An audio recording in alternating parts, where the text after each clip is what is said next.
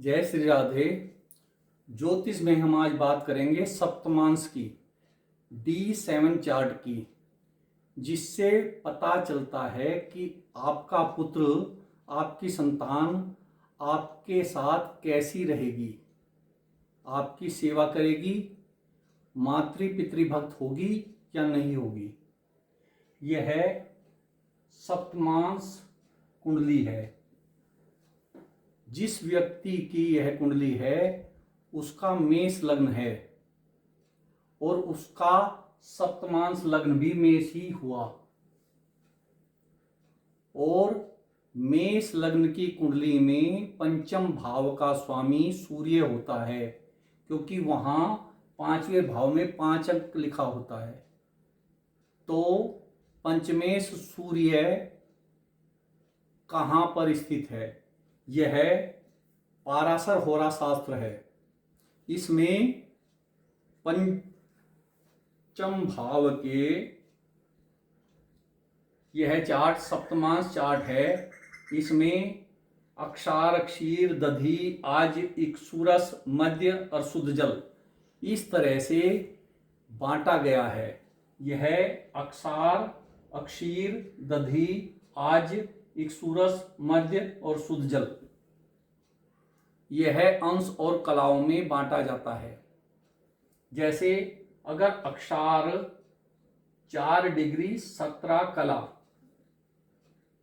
अगर किसी की कुंडली में पंचम भाव का स्वामी और उसके अंश 4 डिग्री 17 कला तक हैं, 0 से 4 डिग्री 17 कला तक हैं, तो वह अक्षार होगा।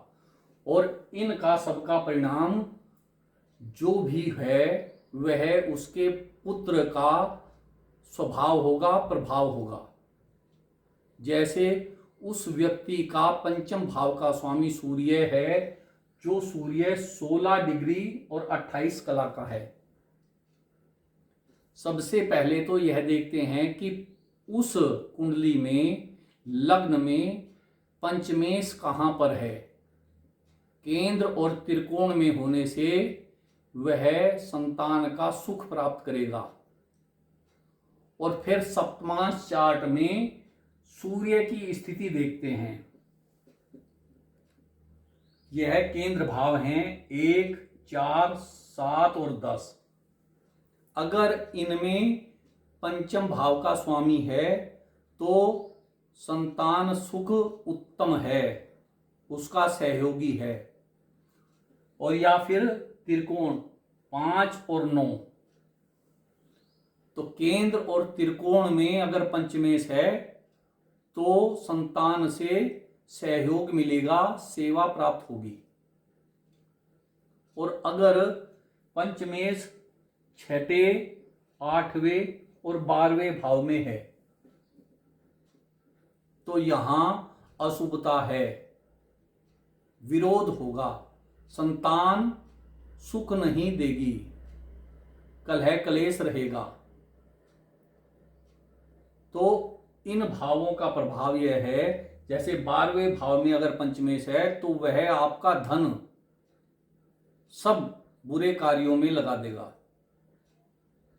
तो संतान के हाथों से आपका धन व्यय हो जाएगा। और इनकी तुलना करते हैं अब अक्षार, अक्षीर, दधि, शुद्ध जल तक। अक्षार कहते हैं खारा, जैसे नमक आदि या साबुन सर्फ आदि अक्षार। तो अगर अक्षार है किसी व्यक्ति की कुंडली में 4 डिग्री 17 कला तक है तो यह अशुभता दिखाता है।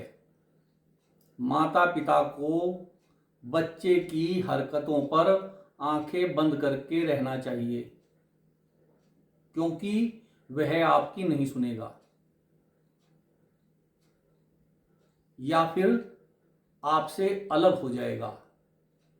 तो यह अक्षार स्थिति संतान के लिए अशुभदायी है। और इसके बाद अगर 8 डिग्री 34 कला तक है तो यह अक्षीर। अक्षीर होता है दूध या खीर, तो यह स्थिति अच्छी है। दूध के समान या खीर के समान, इसका मतलब पुत्र से सेवा होगी, पुत्र आपका अच्छा होगा, आपके कहे अनुसार कार्य करेगा। और इसके बाद है दधी।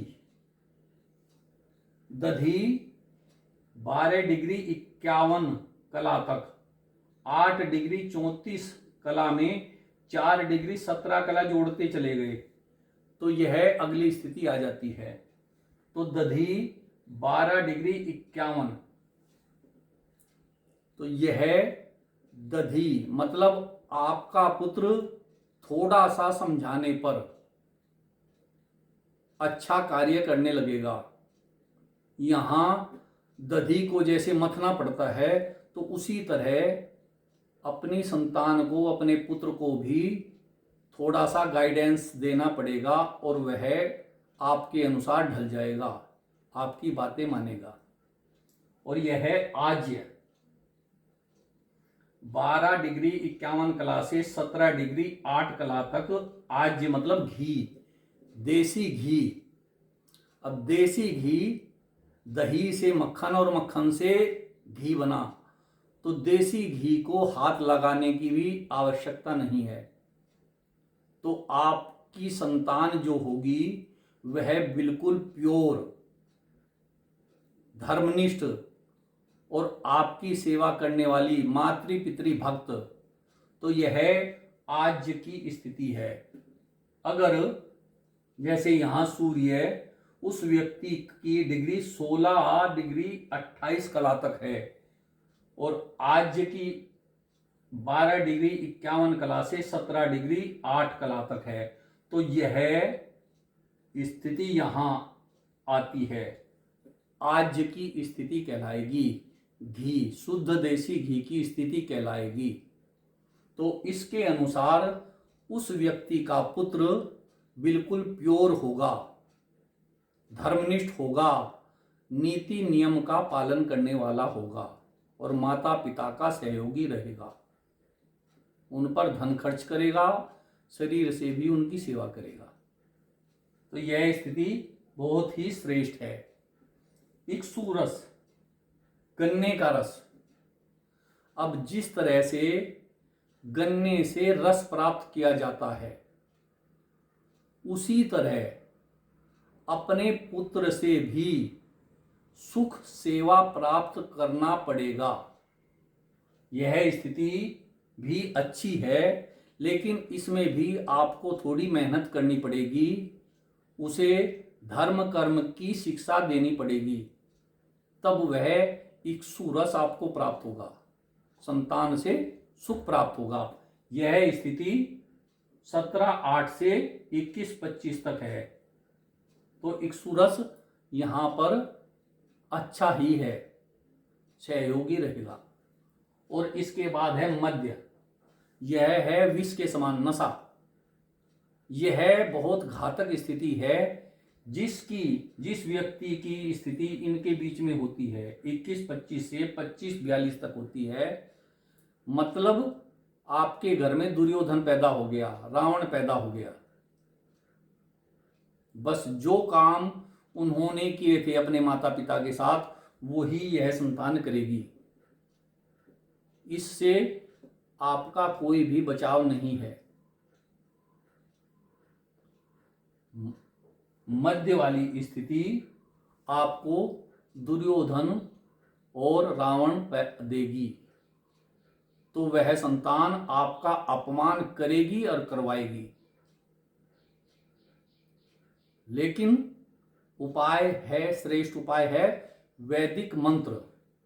पंचम भाव का जो भी आपकी कुंडली में स्वामी है, उसके वैदिक मंत्रों से जाप अनुष्ठान आदि कराएं, तो सुख शांति मिलेगी। और उसके बाद है शुद्ध जल। शुद्ध जल, गंगा जल, तो यह भी बहुत निर्मल स्थिति है। वह श्रेष्ठ व्यक्तित्व वाला बच्चा होगा, आपकी जो भी संतान है, पुत्र है, पुत्री है, वह बिल्कुल प्योर होगी, शुद्ध जल की तरह पवित्र होगी और आपके लिए हमेशा खड़ी रहेगी, आपकी सेवा में, आपके किसी भी कार्य में। तो यानी यहां पर यह श्रवण कुमार पैदा होगा। तो शुद्ध जल का मतलब है 25 डिग्री 42 कला से 30 डिग्री तक यह स्थिति शुद्ध जल वाली है। अगर पंचम भाव के स्वामी की स्थिति डिग्रियों में इनके बीच में है, यहां से 25-42 से आगे और 30 डिग्री तक है, तो वह बहुत ही श्रेष्ठ संतान होगी, श्रवण कुमार होगी। और उसके बाद सप्तमांश चार्ट है, यह सप्तमांश चार्ट है, यह भी मेष लग्न है। इसमें सूर्य कहां पर है, क्योंकि लग्न कुंडली में सूर्य पंचमेश है, संतान का कारक है। तो सप्तमांश में कहां पर है, केंद्र में है या त्रिकोण में है, तो श्रेष्ठ है। और उसके बाद 6, 8, 12 में तो नहीं है, वह अशुभता देगा, पुत्र से अपमान प्राप्त होगा। तो 6, 8, 12 में सूर्य नहीं है, सूर्य यहां तीसरे भाव में है, तो यह पराक्रमी पुत्र प्राप्त होगा, निर्भीक निडर पराक्रमी पुत्र प्राप्त होगा। अपने स्वपराक्रम से वह सब कुछ अर्जित करेगा और आपको भी देगा। तो दो चीजें हैं, एक सूर्य की डिग्री आज्य वाली है और दूसरी सूर्य की सप्तमांश में स्थिति पराक्रम भाव में है। तो यह श्रेष्ठ स्थिति है आपकी संतान के लिए। तो इस तरह से पुत्र के बारे में या संतान के बारे में इन डिग्रियों से और सप्तम भाव के इसके सप्तमांश के चार्ट से देखें। जय श्री राधे।